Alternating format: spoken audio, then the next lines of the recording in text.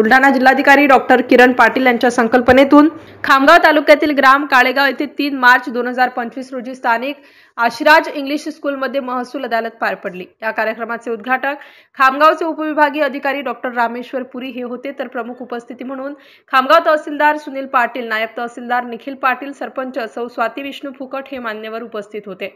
या कार्यक्रमात 100 दिवस कृती आराखडा कार्यक्रमाबाबत माहिती देऊन या अदालतमध्ये विविध महसुली प्रकरणांचा निपटारा करण्यात आला।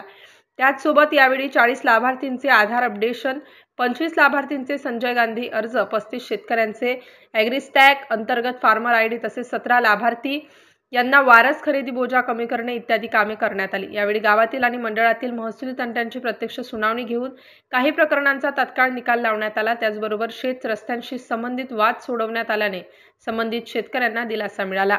MCN न्यूज मराठी करिता नंदकिशोर ठाकरे, खामगाव ग्रामीण।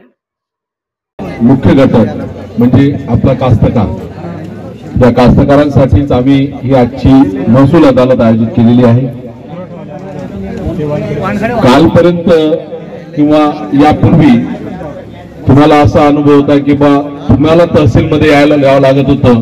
तुमचं तहसीलचं काम असेल, कुणाचं सातबाराचं काम असेल, संजय गांधीचं काम असेल, ॲग्रोस्टॅगचं काम असेल, PM किसानचं काम असेल किंवा पीक विम्याचं काम असेल, ही सर्व कामं आम्ही तुमच्या दारापर्यंत आणलेली आहे। या अदालतचा किंवा या कार्यक्रमामध्ये येण्याचा आमचा इतर कुठलाही उद्देश नसून